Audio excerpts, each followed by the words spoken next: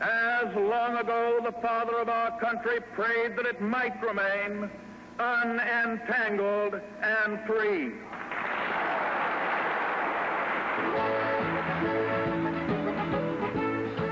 Italian troops training at the leash were set off to invade Abyssinia.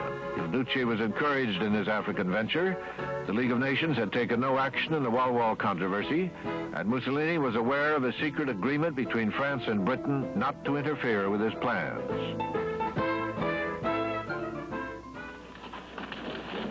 On October 3rd, 1935, more than 250,000 Italian troops, complemented by thousands of well-trained Somali natives, crossed the northern and southern borders of Ethiopia. They advanced unchallenged for 2 days.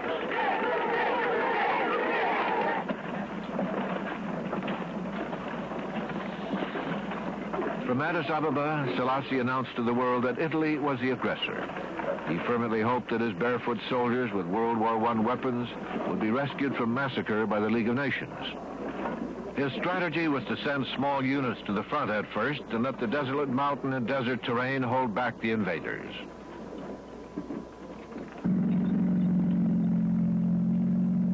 The first major confrontation was at Adawa, the site of the Italian defeat in 1896.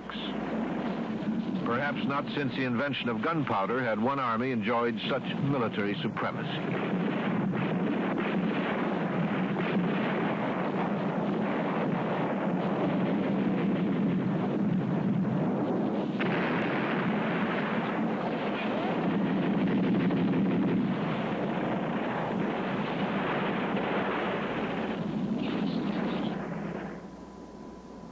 It took only 4 days for the fascist army to achieve victory and avenge their earlier humiliation.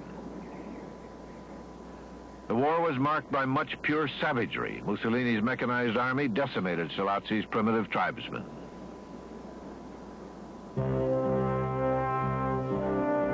France's Pierre Laval, whose secret agreement paved the way for Mussolini's conquest, guided the League of Nations toward the imposition of only mild sanctions against Italy.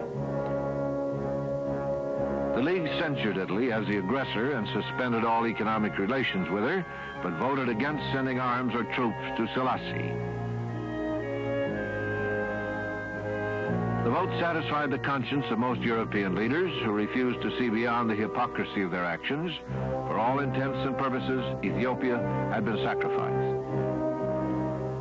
The fear of a potential alliance between Italy and Germany had paralyzed European statesmen.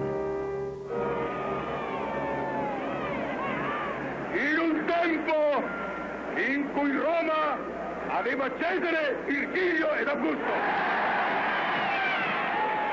Mussolini protested that his cause was just and resigned Italy from the League of Nations.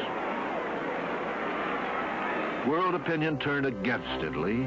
In England, where the public was revolted by Mussolini's bullyism and disgusted by the League's impotence, Italian-owned stores became targets for frustration and anger. Throughout American urban ghettos like New York's Harlem, angry blacks protested and smashed the windows of Italian shopkeepers.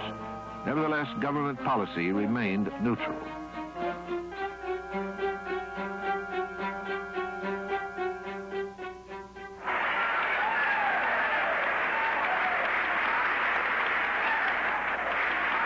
The United States is following a twofold neutrality towards any and all nations which engage in wars that are not of immediate concern to the Americas. First, we decline to encourage the prosecution of war by permitting belligerents to obtain arms, ammunition, or implements of war from the United States. Nations seeking expansion. FDR did manage to get Congress approval of a moral embargo on trade with Italy of all raw materials except oil. I think it would be quite fair to say, with hindsight certainly, that the United States did very little to enforce any moral embargo other than making protestations and declarations. I think it's quite clear that had there been an effective embargo against oil for the Italian war machine, that the Italian invasion would have had to come to a halt.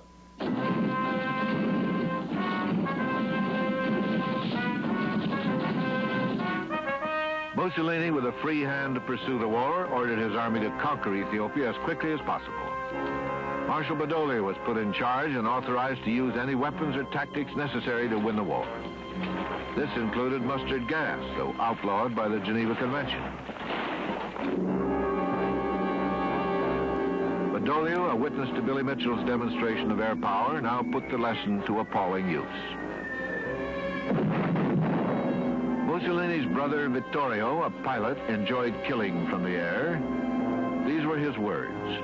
As the bomb fell in their midst and blew them up, one group of horsemen gave me the impression of a budding rose unfolding. Reports of poison gas, indiscriminate bombings, and other atrocities stunned the Western world. Mussolini's heroic image was tarnished by adverse, if not always accurate, press reports. There was a good deal of confusion